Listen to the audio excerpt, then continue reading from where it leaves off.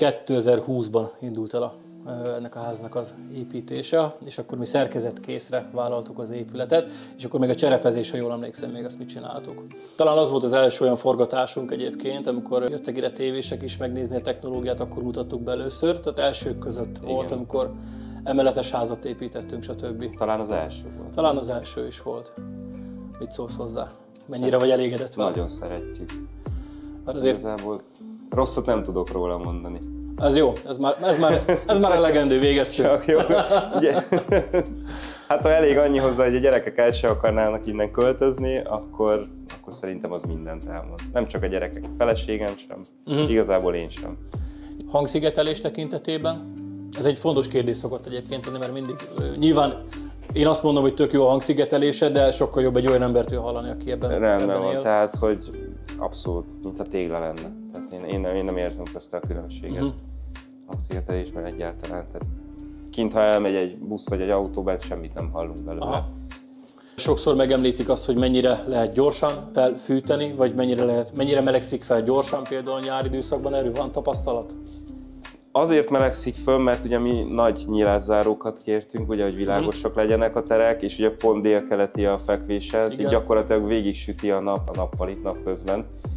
Úgyhogy az ablakokon is érezni, hogy forróak rendesen, viszont ugye használunk klímát nyáron, de 25-26 fokon megy a klíma, és egy pillanat alatt lehűti. Tehát, hogy nagyon, tehát hogy a villanyszámlában is érződik, vagy fogyasztásban is, hogy nem egy borzalmasan nagy költség.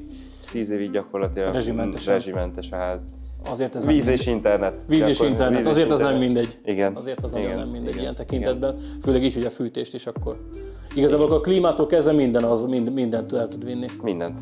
Tök jó. Ahogy számoltuk, durva egy olyan, hát nálunk azért meleg van, tehát hogy fűtötök elég rendesen. Igen, asszony is fázós, úgyhogy úgy számítunk, hogy a éves átlagos fogyasztás 9500 kW. Így, hogy azért adunk neki rendesen, és 10 kW-os rendszer ezt meg akkor azt meg tudja. Igen. Tök jó. Tök jó. Kéne valami negatívum is, mert ezt itt senki nem hiszi el, hogy ez itt minden jó. Mi az, amire azt mondanád, hogy ez egy picit lehetne jobb? Biztos van olyan. Az oszlop a nappali közepén.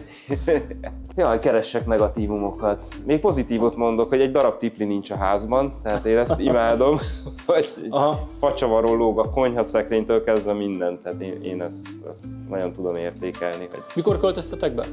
21 februárjában. Most pont most 4 éve. 4 éve? Pont 4 éve. Igen. Aha. És igazából azóta. És fájó szívvel, de megválunk. Fájó szívvel, de megválunk tőle, igen. A picivel arrébb költöztök? Egy picivel, csak egy falunyival arrébb. Jó. És bízunk benne, hogy továbbra is sípházban gondolkodtok. És abszolút, igen. És abszolút. Akkor jó, ez nagyon jó. Keresem a negatívumokat, de egyelőre nem jutott eszembe semmi. Nektek a nyilászáróra, ha jól emlékszem és jól láttam, a redőny nem került fel. Nem került föl, redőny. Azt mondjuk lehet, hogy így utólag azt mondom, hogy rakhattunk volna.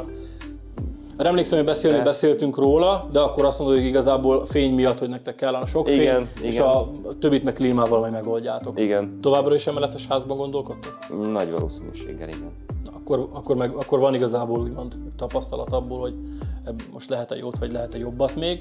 Hangszigetelés tekintetében lehet még jobbat? Külső vagy belsőre gondolok? Belsőre gondolok, most itt főleg födémre.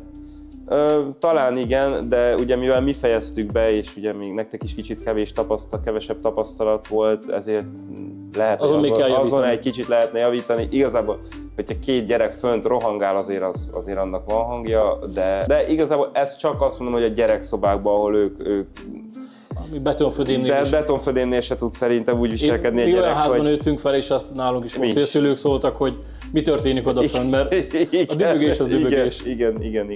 Én örülök, hogy elégedettek vagytok vele, meg ez egy jó visszajelzés nekünk, főleg így 4 év távlatában már igazából megtapasztaltatok hideget, meleget, szelet, vihart, minden egyéb más. A házat nem fújta el a szél, tető nem szakadt be a hó alatt, úgyhogy semmi. Nagyon jó. A ház eladóvá vált, mint ahogy beszéltük. Honlapon fent lesz mindent meg fogtok róla találni, értékesítőnket kell keresni ezzel kapcsolatosan, és akit érdekel a ház, azt meg tudja majd tekinteni, előzetes időpont egyeztetéssel. Úgyhogy Norbit meg segítsük elő, hogy építsen egy újat. Az új vásárló pedig szerintem egy nagyon gyönyörű házba tud majd akkor beköltözni.